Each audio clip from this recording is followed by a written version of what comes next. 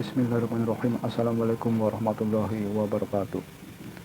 Selawat beserta salam selalu kita limpahkan kepada junjungan kita Nabi besar Muhammad SAW.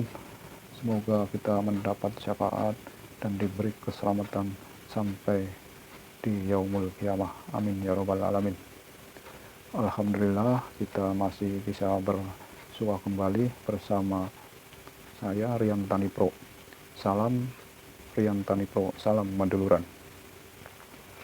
Oke, pemirsa di mana saja berada, semoga kita semua senantiasa dalam keadaan sehat.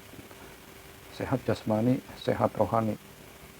Kesehatan adalah merupakan harta yang paling berharga dalam hidup ini. Semoga kita selalu menjaga dan kita selalu beraktivitas dalam kehidupan ini, dan semoga saja kegiatan kita, aktivitas kita selalu mendapat ridho dari Allah Subhanahu wa Ta'ala. Amin ya rabbal alamin. Oke, pemirsa, kali ini saya akan menceritakan konon dulu sempat viral, yaitu penemuan makom baru yang disebut yaitu makom wali, makom Syekh Abdurrahman, yang berada di Desa Kiajaran Wetan, Kecamatan Lobener, Kabupaten Indramayu, tepatnya di lokasi TPU Buyut Anjing Jangkung. Dari beberapa sumber, kebetulan saya sudah mewawancarai dan mengambil informasi dari rekan-rekan dan juga pengelola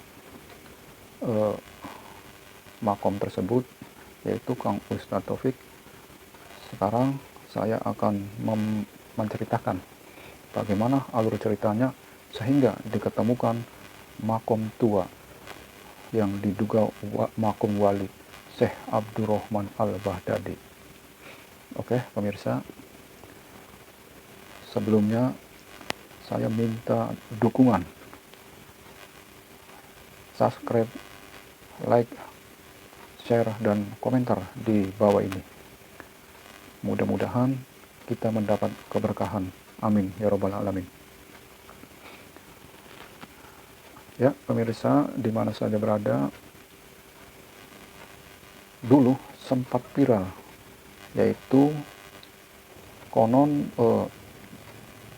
diduga makam tua tersebut muncul sendiri. Pada waktu itu banyak sekali warga berdatangan, bukan dari warga di sini saja, tetapi warga di luar sana pun banyak yang berdatangan untuk melihat langsung dengan mata sendiri kejadian yang diduga makam tua, makomnya para wali.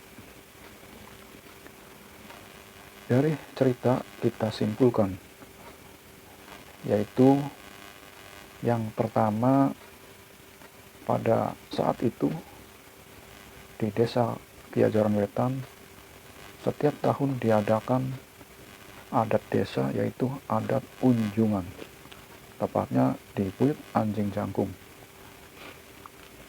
Pada saat itu malam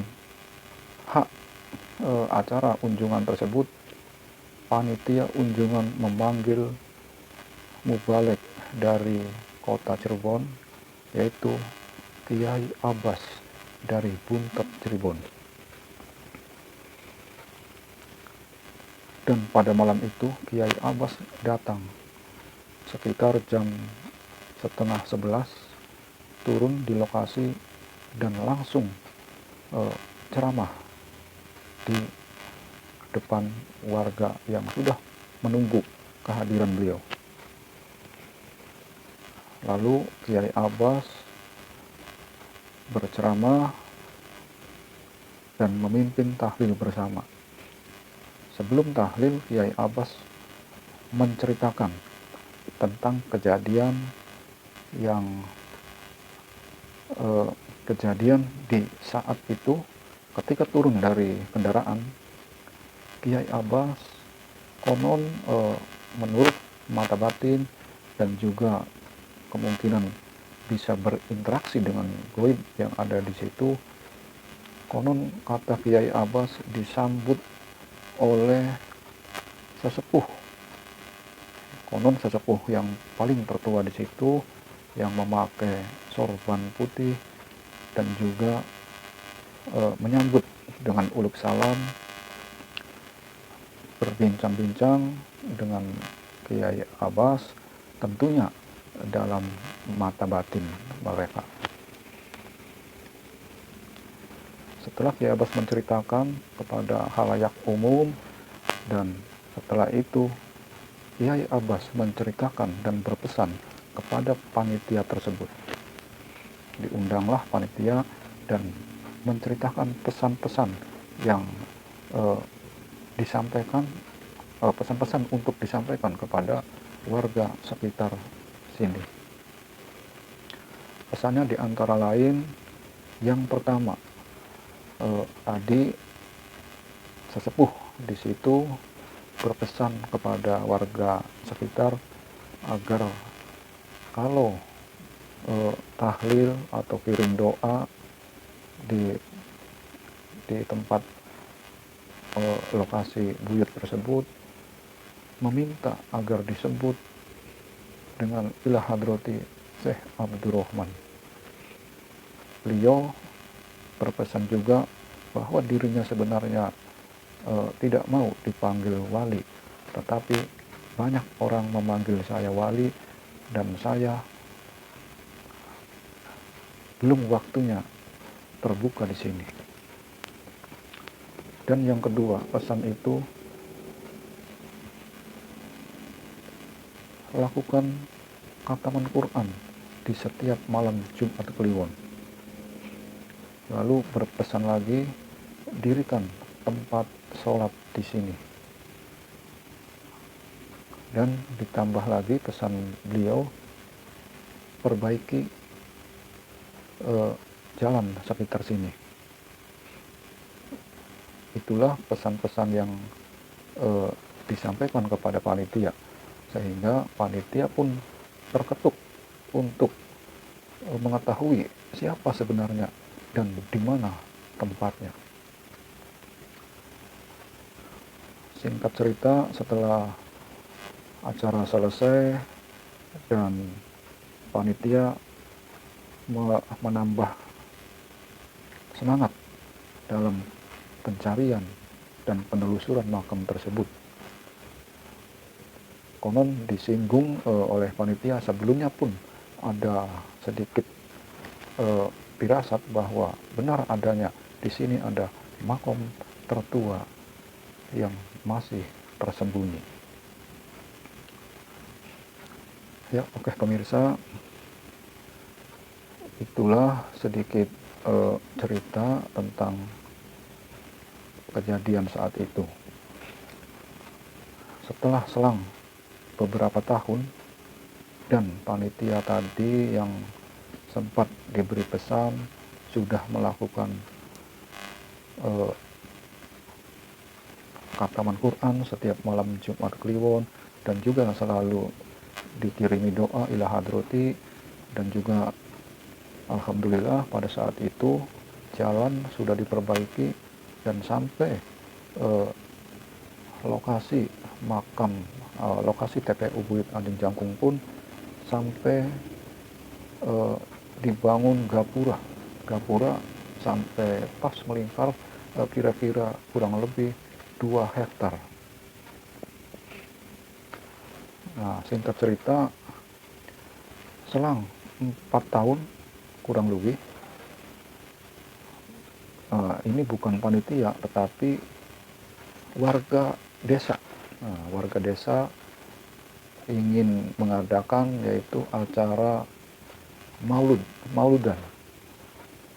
Lalu warga desa tersebut dengan tidak sengaja mengundang Kiai Abbas pada malam itu. Dan malam itu Kiai Abbas pun datang dan melaksanakan acara peringatan Maulud di sebuah masjid. Pada waktu itu Kiai Abbas datang dan ngaji di situ, dan akhirnya Kiai Abbas teringat kepada pada waktu dirinya dipanggil pada saat di buyut Anjing Cangkung tersebut. Dan panitia pun sontak setelah Kiai Abbas selesai ceramah, lalu panitia mendekati dan menghubungi Kiai Abbas untuk meminta beliau bertawasul di TPU Buyut Anjing Cangkung. Lalu Kiai Abbas pun bersedia dan ingin sekali beliau silaturahim dan berziarah tawasul di sana. Padahal itu pada malam hari sekitar jam 1 malam. Lalu Kiai Abbas ke sana bersama teman-teman yang dulunya pernah diberi pesan. Lalu datang ke lokasi. Di sana tawasul bersama, tahlil bersama. Setelah itu Kiai Abbas berpesan lagi kepada panitia atau rekan-rekan yang ikut dalam tahlil dan tawasul di situ. Beliau berpesan bahwa di sini akan ada sesuatu yang akan terbuka, bahwasanya beliau sudah akan waktunya menunjukkan dirinya, yaitu tempat makom beliau. Lalu Kiai Abbas menunjukkan bahwa tempatnya ada di sebelah barat dari lokasi tersebut. Dan Kiai Abbas pun kemungkinan berinteraksi lagi, silakan untuk dicari, insya Allah nanti diketemukan. Setelah Kiai Abbas pulang dan rekan-rekan yang tadi diberi pesan oleh Kiai Abbas merasa penasaran, dan malam itu pun langsung menelusuri di mana tempat yang ditunjuk oleh Kiai Abbas tersebut. Pada malam itu masih rancu, masih belum diketemukan, sehingga masih bingung di mana tempat yang tepat untuk membuka suatu makom sesepuh tersebut. Selang 1 harinya lagi, rekan-rekan tadi yang diberi pesan oleh Kiai Abbas mendatangi lokasi lagi dan mencari, mungkin dibantu secara batin, di mana keberadaan yang ditunjuk oleh Kiai Abbas tersebut, sehingga panitia atau rekan-rekan tadi menemukan tempat di situ. Tempatnya masih kotor sekali, banyak ranting-ranting berserakan di situ, dan juga tempat itu sekitar masih kosong, walaupun di sebelah timur masih sudah banyak makom-makom, tetapi di tempat situ masih kosong sama sekali. Sepertinya masih kosong dan masih berserakan, banyak tumpukan-tumpukan sampah dan tumpukan-tumpukan ranting.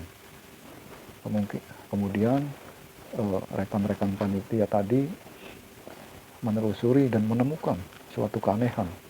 Di situ ada batu bata terlihat dengan ukuran yang besar, dan diduga bata tersebut yaitu bata atau batu bata masih terlihat kuno, sehingga rekan-rekan panitia tadi merasa kemungkinan keberadaannya ada di sini.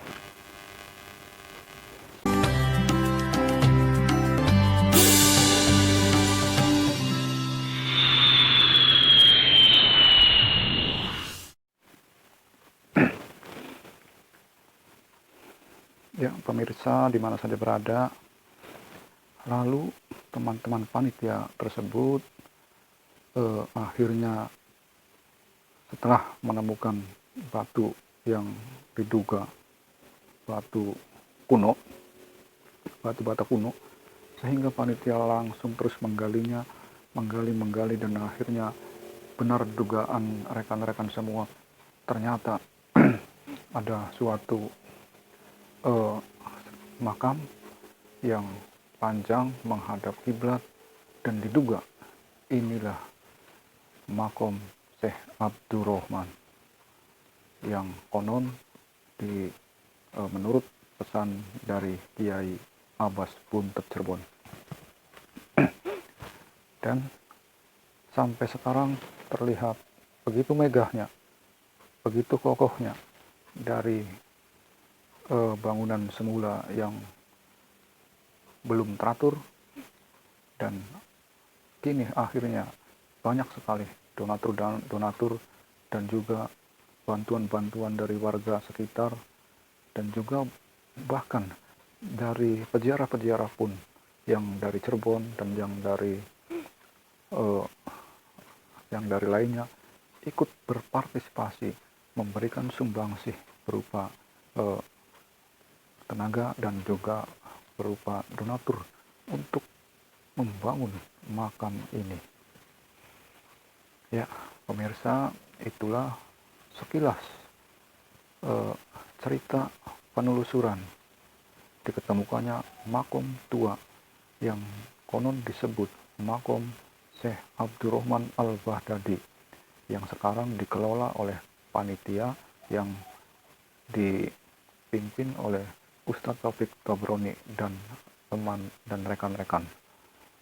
Oke pemirsa, ini saya hanya sekedar memberi penjelasan begini adanya dari awal sampai diketemukannya makom tua yang diduga wali, sampai diketemukan dan sampai megah seperti ini.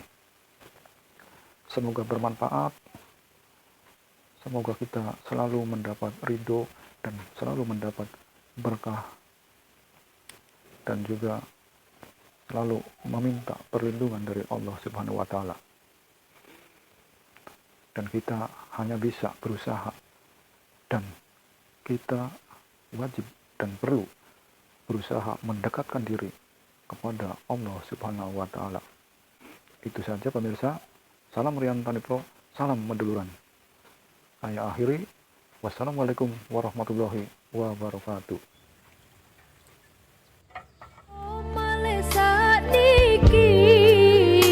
What